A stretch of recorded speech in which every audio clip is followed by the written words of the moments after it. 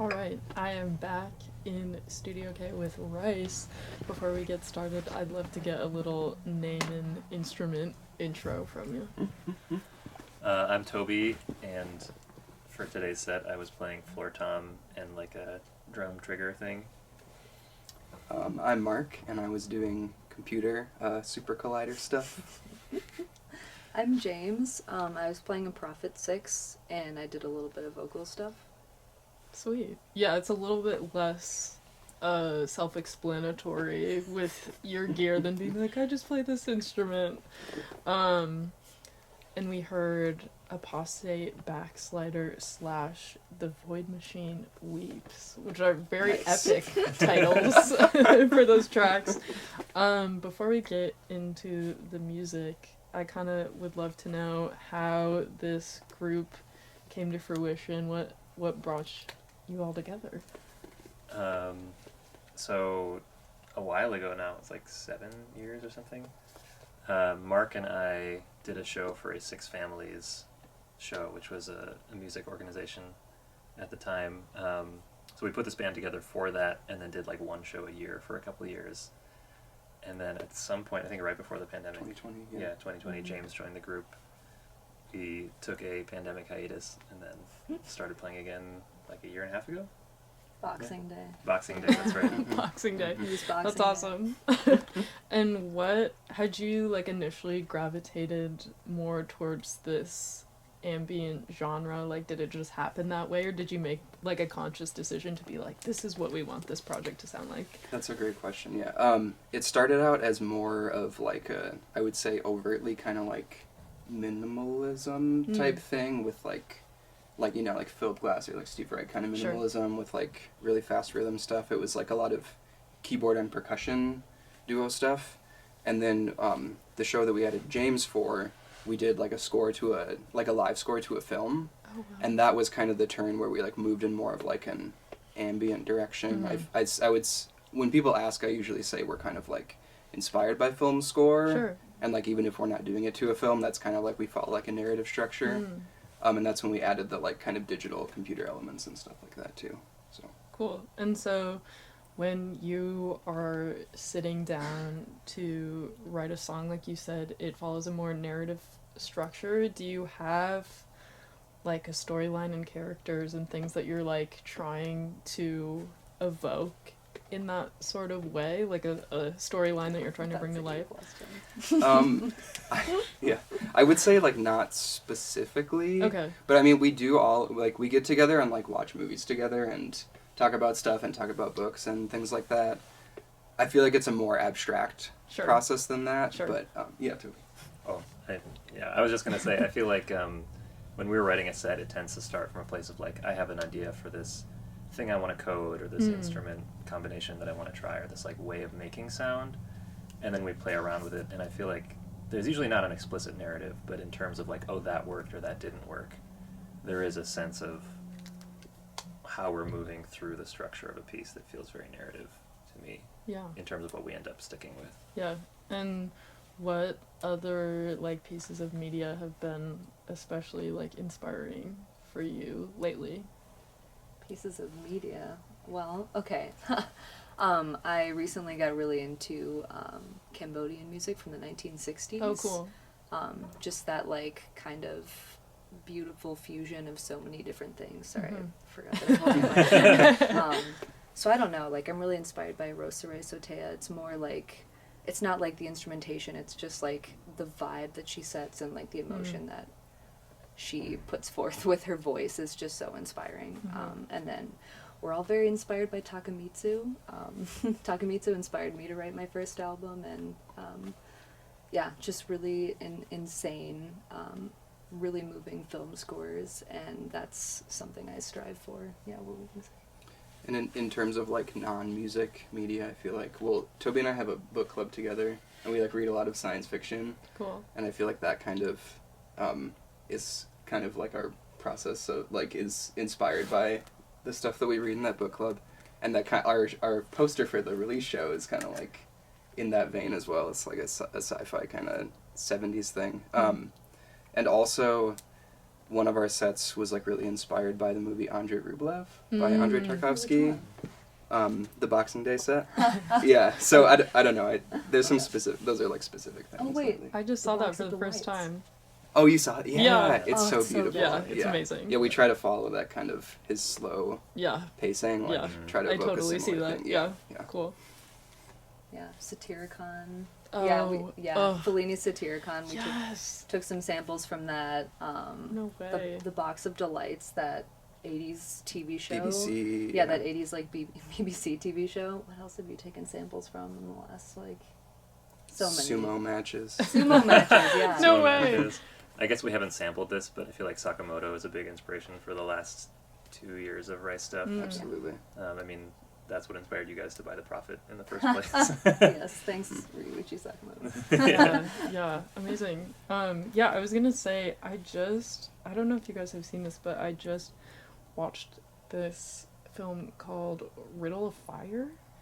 And I'm gonna like share a little bit, but it's like about this group of kids that finds this video game, and it like sends them on this real life like mythic adventure. And your set totally reminded me of that, like this kind of like fantasy world. You guys should check it out. Cool. I think you'd We'll enjoy watch it. that the next Yeah. practice. Yeah. And like you said, a lot of your music is very like technologically based, and how do you find that kind of allows you a different avenue of exploration as opposed to a more rigid like band setup with traditional instruments? Yeah. I'll start. Yeah, I use mostly Super Collider, which is like a programming language, and that has really spoken to me. Like, I use a DAW to do mixing and stuff, but the kind of like time-based layout of a DAW like never really like got the creative juices flowing for me. So like, that has made me focus more on creating sounds and creating instruments, like the way that I use the MIDI controller, for example. Like every set, I'm like building a new kind of like interface for how I interact with something. So instead of coming from a more traditional like place of songwriting or like composing, where you might start with like chords and melodies and pitches and a structure like that, it's like starting more from like timbre sounds or the ways that sounds will morph. So I'd say that's probably distinct from how some other people do it, and that's purely because of this, like, with the coding, I'm just like combining different elements and trying to build instruments, basically. I'll say for me, when we write a new Rice set or piece at this point, I feel like the first thing I'm thinking about is what instrument I want to play. Instrument very loosely, like what sounds am I going to be making? What is my like physical process of creating sound going to be like for this set?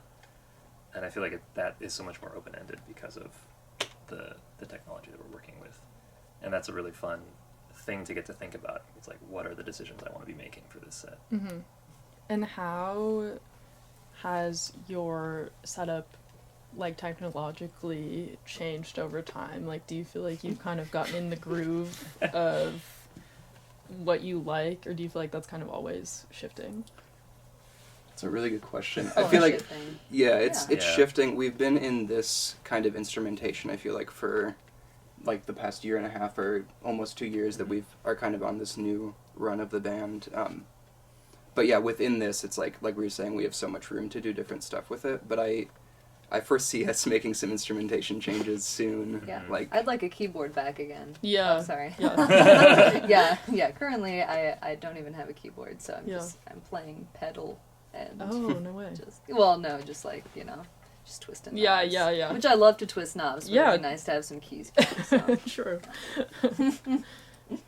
Sweet. And do you find that, when you kind of sit down all together to decide what a set is going to sound like, do you find that there's kind of like a group headspace that you tap into where you can just improvise almost in like a meditative process, that you're just kind of all in it together? Yeah, Yeah, I would say this feels like a very safe space between the three of us to like explore whatever we want. Like Toby was saying, we can say like, I feel like picking up this instrument today, or I feel like doing this, and we just run with it, and everyone just is so positive about it and supportive and ends up being cool some way or another. So that's something I like. Yeah, absolutely. And I would say we've talked explicitly about like this band being a place where we can perform and have it always feel good and not stressful. Like we've all been in more technical and like kind of shreddy bands before, and like the guitar stuff I played today is like, it's so simple that I can like just really get into, like you said, like a meditative headspace and not worry about the technical aspects or like flubbing a note. That's like, that gives you so much space to like really get into a creative mindset. Yeah, lovely. And do you find that there is anything like particularly special about the ambient scene? Like here in Minneapolis, I've kind of had the pleasure of having like multiple ambient acts on now, which I didn't super know existed before I started hosting OTR, and it's just been cool to find out that there's this community of people that are making music like this. I would say, I feel like in general we end up playing more like just shows under the more like experimental umbrella rather than like ambient. Yeah. We don't actually play a lot of like ambient shows. Okay. I'm not personally familiar with a lot of like ambient stuff, but I am with like more minimal experimental stuff. There's definitely an amazing experimental music scene in the absolutely. Twin Cities. Yeah. Anyone want to speak on that? I feel like, I mean, this set is definitely more on the ambient side of things, but some of our previous sets have moments that are, just like really not. I'm thinking about the end of the Boxing Day set, for example. Or It's the really not an improvised ambient set thing. was like noise almost. Yeah, exactly. So I think that's probably why we end up Yeah. more sort of in the experimental umbrella than ambient specifically. Yeah. Yeah, no, I think, experimental is kind of a good umbrella. But yeah, just, it's been cool to be able to discover more music like that. It's been so fun. So to round out our interview, I get to ask my fun question now, which is, you get to build a dream bill. It's you and 3 other artists of any kind. And you get to pick the location as well. Oh, wow. Who are you picking? I know it's a tall order. The possibilities are endless. Okay, I think we're each gonna pick one. If we're Yeah. gonna have 3 other bands on the bill. Yeah. And my God. I would say, you guys might be mad that I'm stealing this from you, but I feel like it would have to be Yellow Magic Orchestra, because we're really inspired by Harumi Hosono and Ryuichi Sakamoto's Yeah. solo stuff and the YMO stuff. Yeah. I feel like that's a central part of our band. Winston Tong. Would Oh, that be nice. dope? Just solo Winston Tong. That would be incredible. Into it. Who's Winston Tong? Who's Winston Tong? Who's Winston Tong? Tuxedo Moon, and then he branched off and he did okay, some okay. like incredible solo Yeah. stuff. He's a weirdo. I was gonna say Sakamoto, but you already said Yellow Magic Orchestra. Lamont Youngs, we were talking about Lamont Youngs. That would be incredible. Where do we do it? Location? I want it outside. I don't know about you James guys. wants it outside. I just Yeah. love like the feeling of just like the air and the wind, and it just helps me feel like I don't know, Yeah. just more alive. Yeah. Very atmospheric. Yeah. I'm into that. Outside. That's all we have. Outside. Just outside. We could do it in the space where Lamont Young does the well-tuned piano, Yes. which we were talking about. It's in New York City somewhere. I don't Okay. know. It's got magenta lights everywhere. Yeah, I was It's gonna cool. say get some live Yeah. light shows going on. Absolutely. I'd be there. That sounds great. And I know you've got some exciting stuff coming up. If you Yes. wanna let the people know Yes, what you absolutely. have going on. We are very excited to be releasing a full-length tape on Bumpy, which is a local label that's been one of our favorites forever, run by Adam Wish-Werven, also known as Larry Wish in his like music performance stuff. So August 23rd, the tape is coming out, and also the digital release. And then August 28th at the Ice House, which is a Wednesday. Is our release show with Adam Lawrence, which is Adam Wish-Werven, and our other friend Adam Zahler. Robot Slide, which I think is a band that Radio K loves, and also Boy Dirt Car. And I think, is that all the exciting stuff? Yeah. Yeah. Awesome. All right. Well, thanks so much for coming out. I had such an amazing time listening to you. Thank you. Yeah. It was very fun. Yeah. I'm so glad. This has been Rice on Off the Record. You're listening to Radio K, Real College Radio.